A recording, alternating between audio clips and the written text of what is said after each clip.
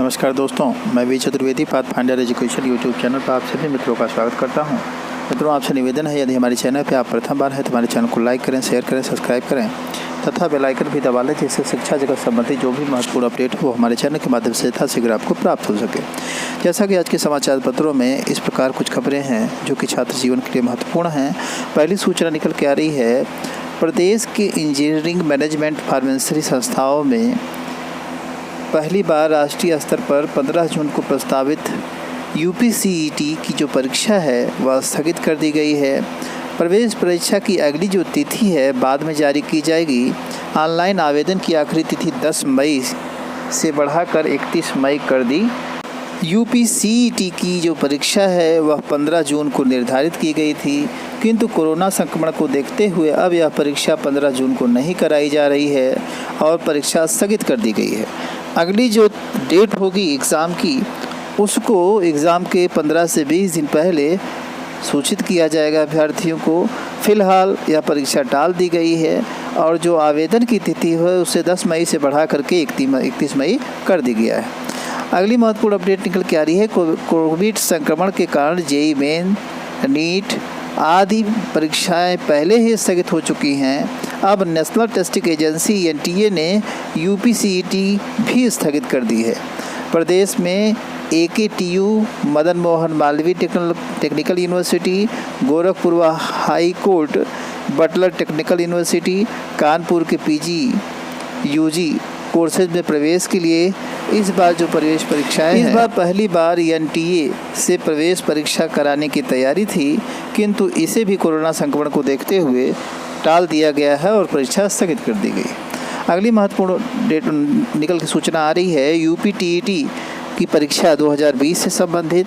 UPTET 2020 की जो परीक्षा है उसको भी स्थगित कर दिया गया है। जो तय शेड्यूल था अब उस पर परीक्षाएं नहीं हो पाएंगी। परीक्षा नियामक प्राधिकरण सचिव अनिल भूषण चतुर्वेदी ने टेट स्थगित करने का प्रस्ताव शासन को भेजा है। बेसिक शिक्षा विभाग के विशेष सचिव आरबीसी ने बताया कि परीक्षा स्थगित करने का प्रस्ताव मिला है। इस तरह से यूपीटीईटी की जो परीक्षा होनी थी वह भी स्थगित हो गई है। अब यह तय समय पर परीक्षा नहीं हो पाएगी। ज़्यादा उम्मीद लगाई जा रही है कि जुलाई अगस्त में इससे सामान्य होने के बाद परीक्षाएं 1 बाई 1 कराई जाएंगी। अगली महत्वपूर्ण अपडेट निकल के आ रही है, थोड़ी राहत, संक्रमितों का आंकड़ा गिरा, कुल 3,66,000 मामले आए सामने, 3,751 की मौत। तो जो लगातार आंकड़ा बढ़ रहा था, ये दिखाई दे रहा था कि 4 लाख के प्लस चला गया है आंकड़ा, वह धीरे धीरे घटता हुआ नज़र आ रहा है। आज की नई सूचना में अपडेट में 3,66,000 अपडेट प्राप्त हो रही है कोरोना संक्रमण की, जबकि 3,751 व्यक्तियों की इसमें मृत्यु हो गई है, जो कि अत्यंत दुखद है। ज़्यादातर लोगों की जो मृत्यु है सुचारू रूप से इलाज ना मिल पाना, बेड ना मिल पाना और ऑक्सीजन की कमी होना है। इस नाते पूर्ण रूपेण कोरोना से आपको सचेत रहने की आवश्यकता है। अगली महत्वपूर्ण अपडेट निकल के आ रही है, लॉकडाउन 17 मई तक बढ़ा दिया गया है। लॉकडाउन की स्थिति में आंकड़े में सुधार देखते हुए लॉकडाउन को 17 तारीख तक बढ़ा दिया गया है। अगली महत्वपूर्ण अपडेट निकल के आ रही है, उत्तर प्रदेश के यूपी बोर्ड परीक्षा से संबंधित। यूपी बोर्ड परीक्षा एक बहुत बड़ा बोर्ड है यूपी में, जिसमें कि एक बड़ी संख्या में छात्र छात्राएं पढ़ते हैं। लिखा है, नहीं होंगे प्रोन्नत हाई स्कूल की परीक्षा। तो इस तरह से अभी तक अटकलें लगाई जा रही थी कि सीबीएसई बोर्ड के तर्ज पे जो यूपी बोर्ड है वह भी प्रोन्नत कर सकता है छात्रों को 10th के, लेकिन अब 10th के छात्र हों या 12th के, किसी को भी प्रमोट नहीं किया जाएगा। और इसको स्पष्ट करते हुए यूपी बोर्ड ने आज समाचार पत्र के माध्यम से यह सूचित किया है कि अभ्यर्थियों की जो परीक्षा है वह जुलाई अगस्त में कराई जा सकती है, स्थिति समान होने की स्थिति में। जबकि जो परीक्षाएं इनकी थी वह इधर मई में ही प्रस्तावित थी, लेकिन कोरोना के नाते ही टाली गई थी।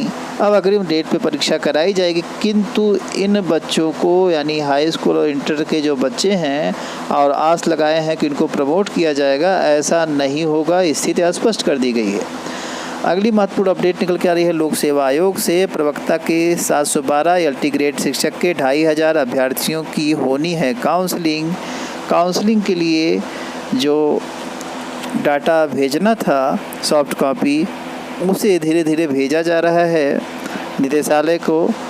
तो दिया है कोविड संक्रमण में भी उत्तर प्रदेश लोक सेवा आयोग, शिक्षा निदेशालय और शासन में कई अफसर एवं कर्मचारी के भी कोरोना के संक्रमण में आने में, चपेट में आने में ऐसी स्थिति हो गई है कि जो शिक्षक भर्ती के चयनित अभ्यर्थी हैं उनको नियुक्ति नहीं मिल पा रही है, उनको दर दर भटकना पड़ रहा है।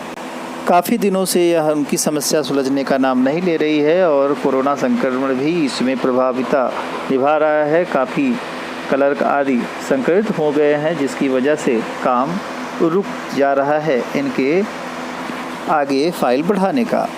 अगली महत्वपूर्ण अपडेट निकल के आ रही है एपीएस के 250 पदों पर भर्ती अटकी।